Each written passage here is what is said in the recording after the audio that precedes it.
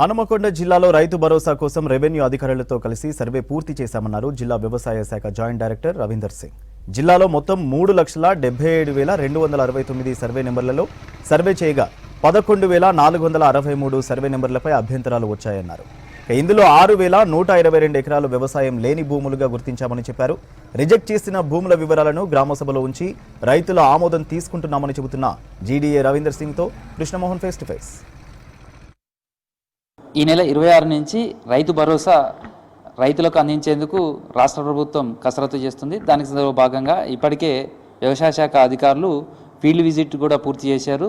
వ్యవసాయ యోగ్యత లేని భూములను కూడా గుర్తించారు. వరంగల్ ఉమ్మడి జిల్లా వ్యాప్తంగా చూస్తే 24,000 పైగా ఎకరాలు వ్యవసాయం చేయట్లేదు అనేది గుర్తించారు. వాటన్నిటి కూడా అబ్జెక్షన్స్ పెట్టారు. వరంగల్ ఉమ్మడి జిల్లా వ్యాప్తంగా సంబంధించి కూడా ఈ విధంగా రైతు భరోసాకు సంబంధించినటువంటి లబ్ధిదారుల జాబితా రెడీ చేస్తున్నారు. అయితే ప్రధానంగా చూస్తే హన్మకొండ జిల్లాకు సంబంధించి మనం చూద్దాం. హన్మకొండ జిల్లాలో దాదాపు 2.5 లక్షల ఎకరాల సాగవుతుంది. అందులో ప్రధానంగా 2,30,000 ఎకరాల వరకు కూడా వ్యవసాయానికి సంబంధించి చూస్తే ఒక 18,000 ఎకరాల వరకు హార్టికల్చర్కి సంబంధించినటువంటి పంటల సాగవుతుంది. దాదాపు 1,45,000 మంది రైతులు ఉన్నారు.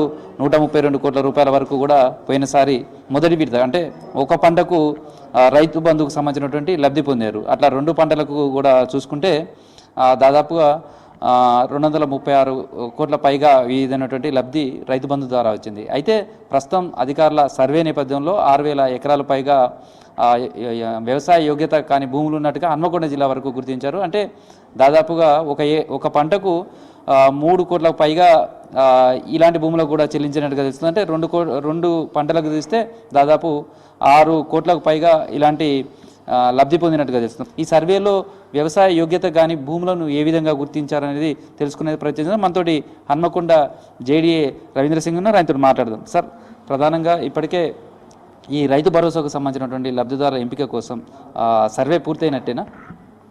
సర్వే అయితే పూర్తయింది. సర్వేలో బేసిక్గా మనం ఏం చేసినామంటే విలేజ్ లెవెల్లో రెవెన్యూ ఇన్స్పెక్టర్కి ఇంకా ఏఈఓని కలిసి ఒక జాయింట్గా టీం వేయడం జరిగింది.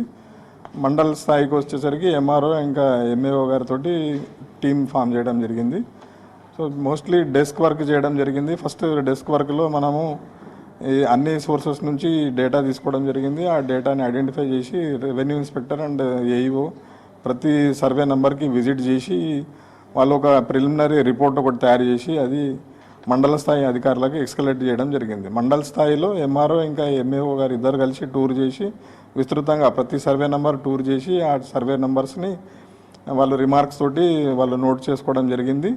సో ఈ పద్ధతి పాటించినప్పుడు మనకు హన్మకొండ జిల్లాలో సుమారుగా 6,100 ఎకరాల వరకు ఐడెంటిఫై చేయడం జరిగింది. అంటే సీసీఎల్ నుంచి మీరు రికార్డ్స్ తీసుకుంటారా, లేదా గతంలో రైతు బంధు ఇచ్చినటువంటి భూముల రికార్డ్స్ ఉంటాయి కాబట్టి వాటిని బేస్ చేసుకొని సర్వేకి సంబంధించినటువంటి వెళ్ళడం ఫీల్డ్ విజిట్ చేయడం జరిగిందా?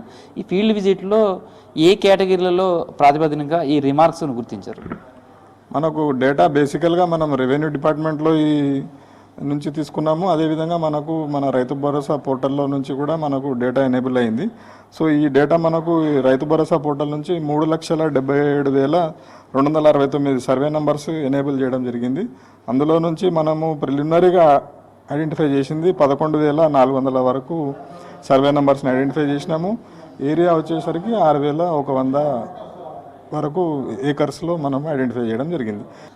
ఇప్పుడు మీరు సర్వే చేసిందంతా కూడా ఆల్మోస్ట్ రైతు బంధు తీసుకున్నటువంటి భూములే ఉన్నట్టుంది.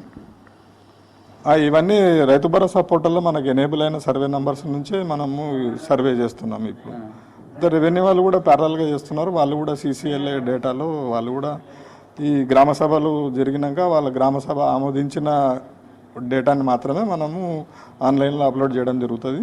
ఇప్పుడు ఎంఏఓ లాగిన్ల ద్వారా మనం ఆన్లైన్లో అప్లోడ్ చేస్తున్నాము. ఇప్పటి వరకు సుమారుగా 4,000 ఎకరాలు డేటాని మనము ఆన్లైన్లో అప్లోడ్ చేయడం జరిగింది. ఇప్పుడు చూస్తే ఎందులో యాక్షన్ ప్లాన్ మీరు ఉన్నారు. ఇప్పుడు చూస్తేనేమో 6,000 ఎకరాల పైగా మీ ప్రాథమికంగానే గుర్తించినట్టుగా ఉంది. అంటే ఇవి కూడా గతంలో రైతు బంధు తీసుకునేవే కదా, ఎట్లా ఎందుకు గుర్తించలేకపోయినారు అప్పుడు అని? అంటే అప్పుడు రైతు బంధుకి కేటగరైజేషన్ ఏం లేదు కదా. మనము పట్టాదారు పాస్బుక్ ఉన్న రైతులకు అందరికీ ఇవ్వడం జరిగింది. ఇవన్నీ పట్టా భూములే. ఇవన్నీ కూడా మనం ఇప్పుడు సర్వే చేసేటివి కూడా PPB number wise sub survey number as a unit తీసుకునే సర్వే చేస్తున్నాము. ఇప్పుడు మీరు ఇవన్నీ పట్టా భూములే ఇవన్నీ. కొన్ని భూములు గుర్తించకపోవచ్చు కూడా అక్కడి నుంచి కూడా అబ్జెక్షన్స్ రావచ్చు, ఫలానా భూములు కూడా వ్యవసాయేతర భూములే ఉన్నాయి అనేది కూడా మీకు ఈ గ్రామ సభలో రావచ్చు. అట్లా వచ్చినప్పుడు ఎట్లా చేస్తారు యాక్షన్? అంటే ఇప్పుడు మనకు ప్రతి మీటింగ్లో కూడా పైనుంచి ఆదేశాలు గౌరవ మంత్రి గారు వారు కూడా వీడియో కాన్ఫరెన్స్లో అవి తీసుకుంటా ఉన్నారు. దాంట్లో కూడా మనకి ఇచ్చిన సమాచారం ఏంటంటే ఇది నిరంతర ప్రక్రియ. ఇప్పుడు కేవలం మనము ప్రిలిమినరీగా సర్వే చేస్తున్నాం. ఈరోజు ఉన్న భూమి రేపటికి వేరే యూజ్కి రావచ్చు, వేరే యూజ్లో ఉన్న భూమి రేపు అగ్రికల్చర్ యూజ్ కూడా రావచ్చు. సో అటువంటిప్పుడు ఈ మార్పులు చేర్పులు అనేటివి నిరంతరంగా జరుగుతూ ఉంటాయని మనకు తెలియజేయడం జరిగింది. కాబట్టి ఎవరు ఎటువంటి ఆందోళన పడాల్సిన అవసరం లేదు. ప్రస్తుతం రైతు భరోసాకు సంబంధించినటువంటిది ఈ నెల 25 వరకు కూడా పూర్తిగా ఎవరైతే భూములు ఉన్నాయో వాళ్ళందరికి సంబంధించినటువంటి గతంలో తీసుకున్నట్టుగానే వాళ్ళ బ్యాంక్ అకౌంట్స్ కావచ్చు, పాస్బుక్, అవన్నీ వివరాలతోటి వాళ్ళందరికీ కూడా జనవరి 26కు మొదటి సీజన్ సంబంధించినటువంటి రైతు భరోసా లబ్ధిదారులుగా వాళ్ళకు అవకాశం దక్కనుంది. మొత్తం ఒక సీజన్కు ఎకరానికి 6,000, అదేవిధంగా రెండో సీజన్లో మరో 6,000, ఇలా ఏడాదికి 12,000 రూపాయలు లబ్ధి రైతు భరోసా ద్వారా ఎకరానికి రైతులకు అందనున్నది. వీడియో జర్నలిస్ట్ దశరథ్తో కృష్ణమోహన్, V6 న్యూస్, వరంగల్.